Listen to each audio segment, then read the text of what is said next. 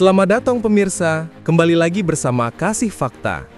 Pernahkah terpikirkan oleh Anda bahwa ada sebuah konsep misterius yang sering disebut dalam berbagai debat dunia?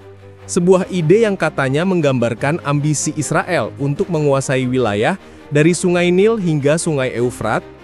Benarkah itu rencana rahasia negara atau hanya mitos politik yang dibesar-besarkan oleh propaganda? Dalam kesempatan kali ini, kami akan membahas asal-usul ide Israel Raya, siapa sebenarnya yang mendukungnya, dan mengapa begitu banyak orang di seluruh dunia meyakini bahwa Israel sedang mengejar peta kuno yang kontroversial ini. Bersiaplah, karena semakin dalam kita menelusuri sejarah dan jurnal akademik, semakin banyak fakta mengejutkan yang jarang dibahas di media arus utama. Anda mungkin akan menemukan bahwa apa yang selama ini terdengar seperti teori besar, ternyata punya akar yang jauh lebih rumit dan tidak sesederhana yang dibayangkan. Tapi sebelum lanjut, jangan lupa klik like dan subscribe supaya Anda tidak ketinggalan fakta-fakta menarik lainnya.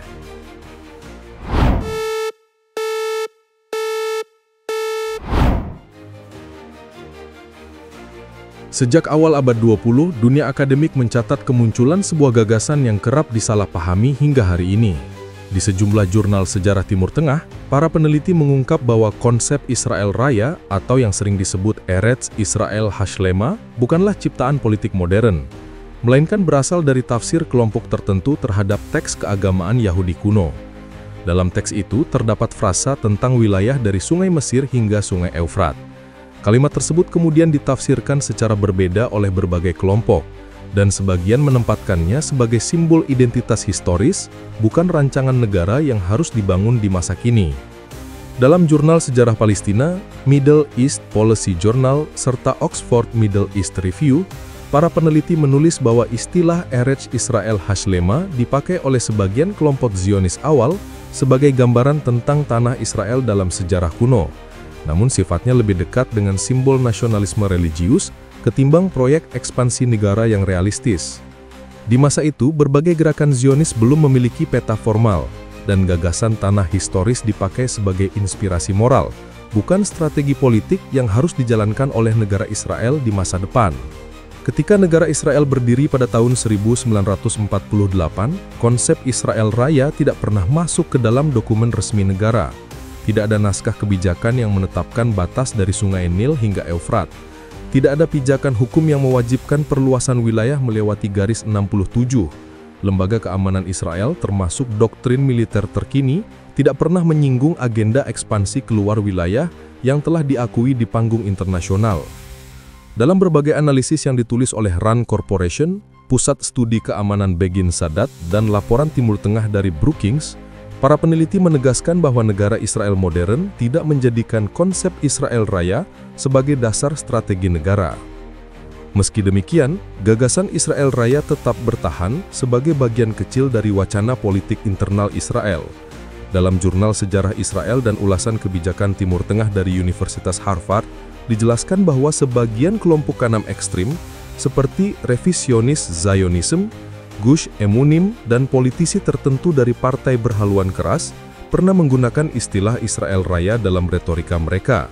Namun dukungan itu bersifat minoritas. Mayoritas warga Israel serta partai utama yang membentuk pemerintahan tidak menjadikan konsep tersebut sebagai visi negara.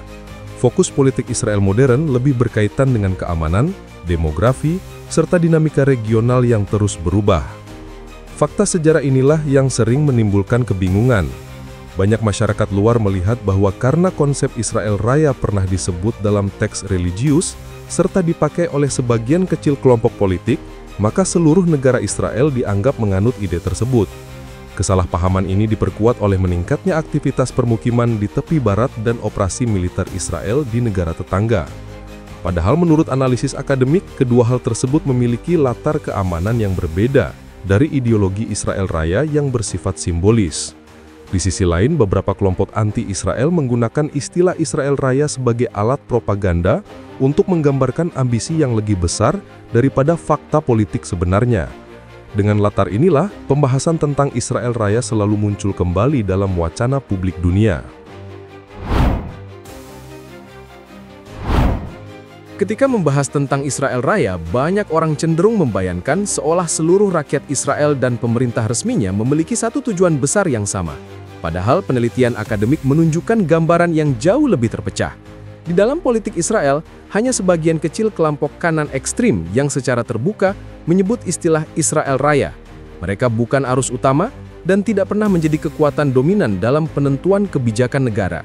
Hal ini ditegaskan oleh sejumlah penelitian dalam jurnal sejarah Israel, serta laporan kebijakan dari Harvard Middle East Brief yang memetakan perubahan ideologi partai politik Israel sejak tahun 70-an. Salah satu kelompok yang sering dikaitkan dengan gagasan Israel Raya adalah Revisionist Zionism.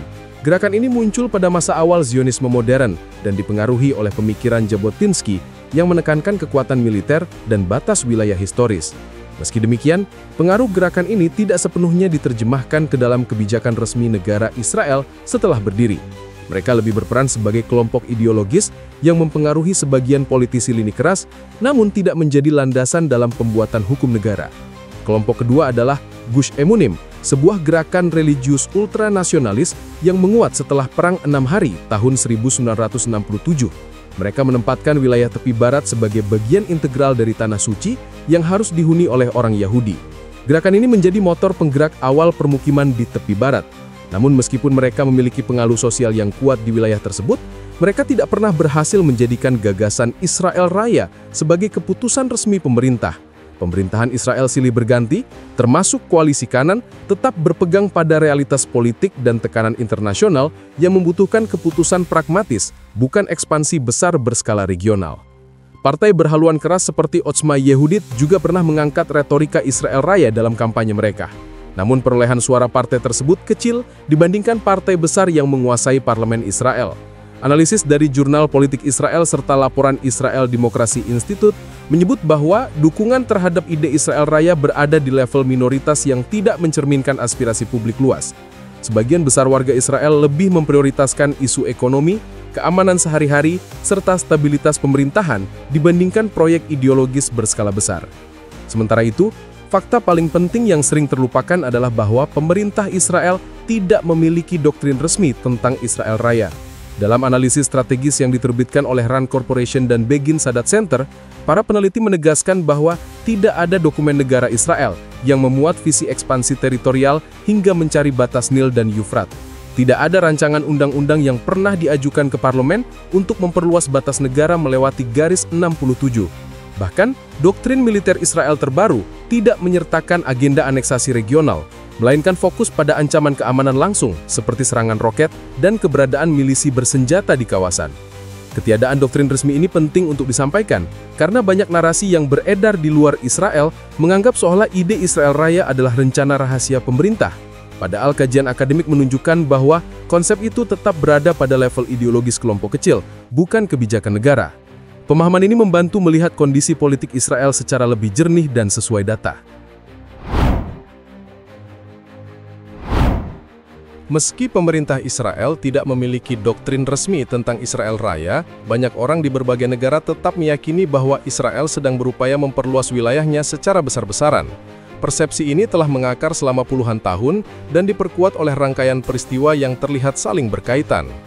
Namun penelitian jurnal internasional menunjukkan bahwa persepsi tersebut lebih merupakan akibat dari tumpang tindih fakta lapangan, dinamika politik regional, serta propaganda pihak yang berseteru dengan Israel. Pemahaman yang lebih menyeluruh membantu melihat bahwa fenomena ini lebih rumit daripada sekedar klaim bahwa Israel sedang membangun negara dari Nil hingga Efrat.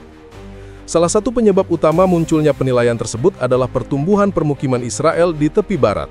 Data yang dihimpun oleh Lembaga Kemanusiaan PBB mencatat bahwa permukiman tersebut meningkat lebih dari 500% sejak tahun 90-an. Pembangunan ini sering dipahami oleh publik internasional sebagai bukti bahwa Israel ingin memperluas wilayah secara permanen. Namun dalam tinjauan akademik, alasan utama pembangunan permukiman tidak selalu terkait ideologi Israel Raya.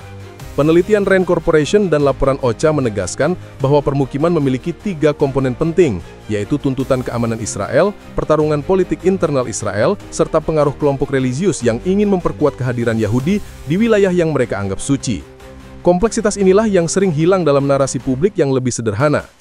Selain permukiman, operasi militer Israel di Suriah dan Lebanon juga memicu anggapan bahwa Israel ingin memperluas batas negaranya. Israel memang melakukan serangan lintas batas, terutama terhadap kelompok bersenjata seperti Hezbollah dan jaringan yang berafiliasi dengan Iran. Analisis dari RAND Corporation menyebut bahwa serangan tersebut bertujuan mencegah penguatan milisi pro-Iran yang dianggap mengancam keamanan Israel.